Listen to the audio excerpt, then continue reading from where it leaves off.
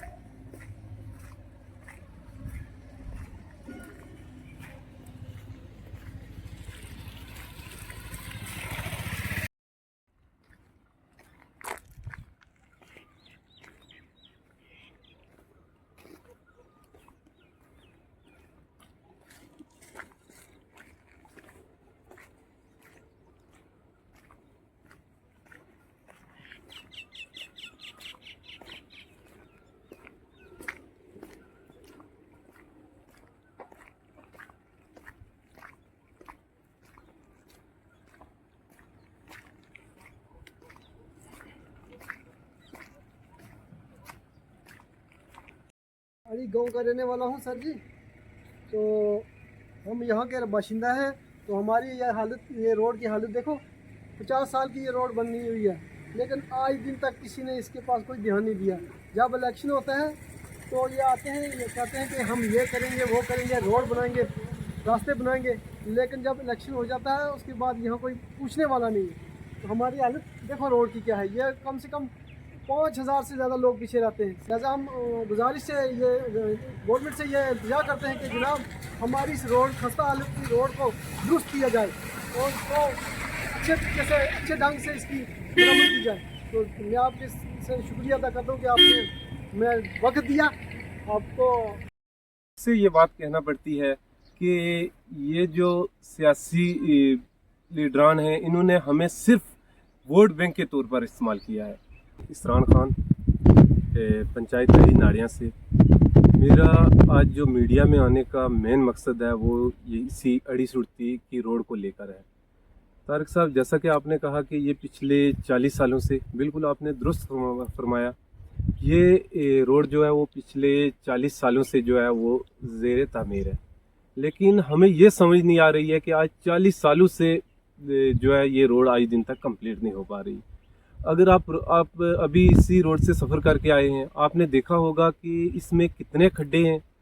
यहाँ गाड़ियों का चलने तो दूर, यहाँ जानवर भी नहीं चल सकते।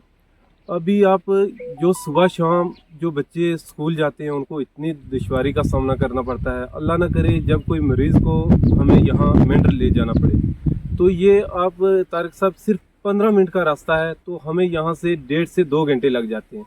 इतने खड्डे हैं और मरीज़ की कंडीशन जो है वो पहले से भी जो है वो बदतर हो जाती है। तारिक साहब, अगर हम बात करें इस अड़ी सुरती रोड की, तो इस रोड पे जो है वो कम से कम 5-6 पंचायत जो है वो मुश्तमिल है। लेकिन अफसोस की बात यह है कि इससे जो आगे 8-10 लिंक निकले हैं उनकी कंडीशन फिर कुछ ना कुछ बेहतरी है कि गाड़ियाँ चलने के काबिल है, लेकिन जो मेन रोड है इसकी इतनी खस्ता हालत है। ये जो अड़ी सुरती रोड है इसमें 5 से 6 पंचायतें जो हैं वो इस पर मुश्तमिल है।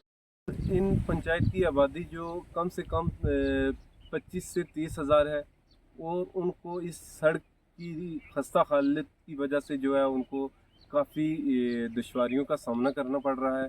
इस सड़क को लेकर हमने कई बार मुतल्लिका महकमा और हमारे जो अपने सियासी लीडरान हैं इनसे भी हमने गुजारिश की है, लेकिन आज दिन तक किसी को टस से मस नहीं हुई है।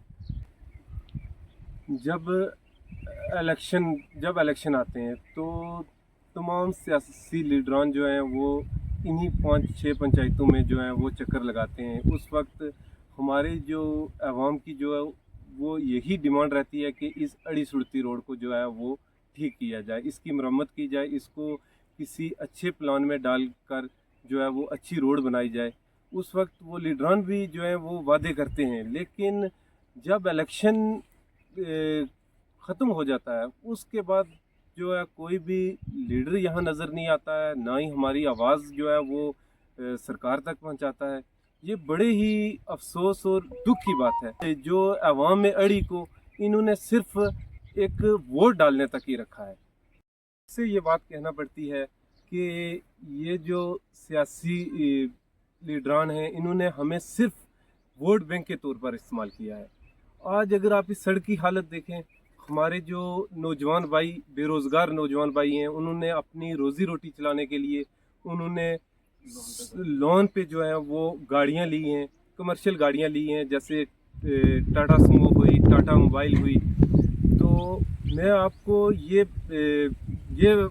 ये बताना चाहता हूँ कि वो भाई जो हैं वो एक अपनी जो है वो इंस्टॉलमेंट नहीं दे पा रहे हैं। उसकी मेन वजह ये है कि वो जो 2000 का अगर दिन को 2000 का काम करेंगे तो उनको 2500 रुपये की जो है वो रिपेयरिंग करवानी पड़ती है।